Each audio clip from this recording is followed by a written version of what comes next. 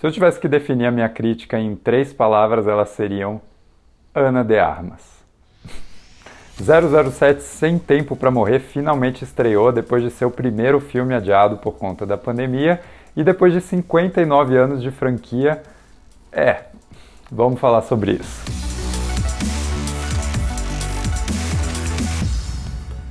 Sem Tempo para Morrer é a despedida de Daniel Craig como James Bond, depois de 5 filmes que, para mim, formam um padrão bem curioso. Cassino Royale é excelente, Quantum nem tanto. Skyfall é incrível, Spectre não é.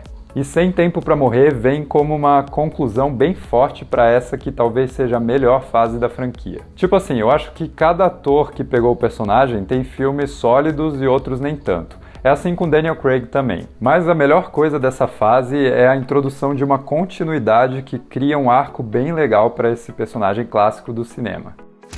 O Bond do Daniel Craig começa bem bruto, bem violento, sem aquele charme que caracteriza o espião. Mas ao longo dos filmes ele se desenvolve, passa pelo trauma de perder uma mulher amada, depois outra, e aí finalmente chega em Sem Tempo para Morrer num estado emocional que eu acho bem interessante. Esse é o James Bond que não só se permite sentir emoções, mas que quer sentir emoções. Quando ele vê a chance de deixar essa vida de violência, de matança para trás, ele aceita. E quando o universo e os roteiristas conspiram para impedir que ele realize esse objetivo, ele continua tentando, continua buscando isso. Além disso, ele aprendeu a domar todos aqueles impulsos brutais, né?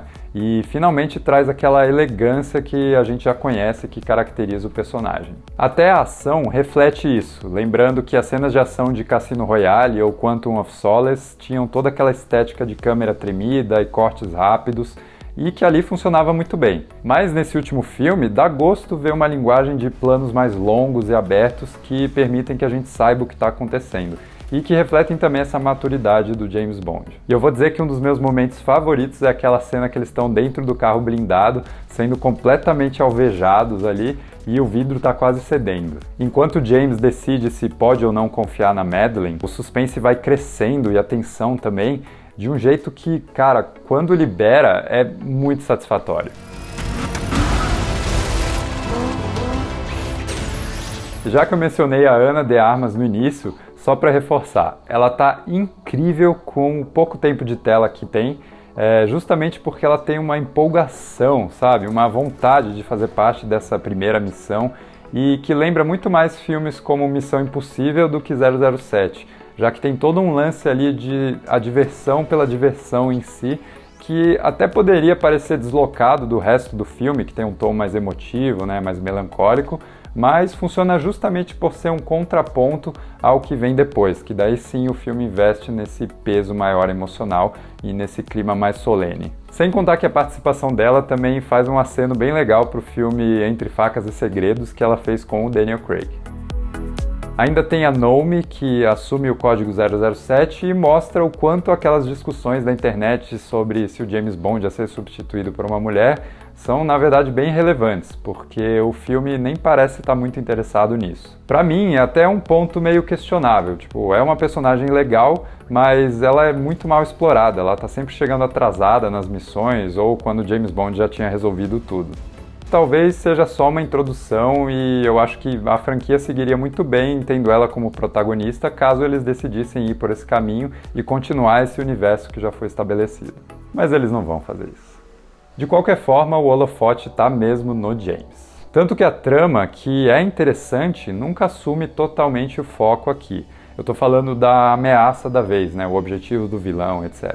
Essa ideia de nanorobôs que infiltram o seu sistema e funcionam como um vírus ativado só para pessoas específicas é bem interessante e bem assustadora. Você poder destruir de uma vez toda uma etnia, um grupo de pessoas, uma minoria, é o tipo de ação que reflete bastante o discurso de ódio que a gente tem visto na internet, infelizmente. Pena que o vilão, vivido pelo Rami Malek, seja tão fraco nesse sentido. O plano dele nunca fica claro e a gente sente muito mais ameaça pelas circunstâncias que envolvem ele do que pela presença dele em si. Mas, felizmente, o jeito como o filme resolve essa briga entre ele e o James proporciona talvez a experiência mais emocional num filme do 007. E aí se torna extremamente simbólico o local onde acontece esse confronto final.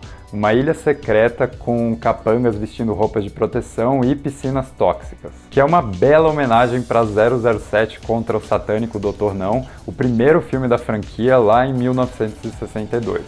É assim, olhando para o passado, que a gente chega no final da era Craig com uma cena belíssima que resolve todo o arco dessa versão do James Bond. Para quem já assistiu e sabe, vamos concordar que é algo inédito e que coloca o Daniel Craig como um ator que foi até onde nenhum dos outros tinha ido. E isso, para mim, já consolida ele como um dos Bonds mais legais. É claro que cada um tem o seu, mas depois dessa fase, desse arco todo, eu digo tranquilamente que o Daniel Craig é o meu favorito.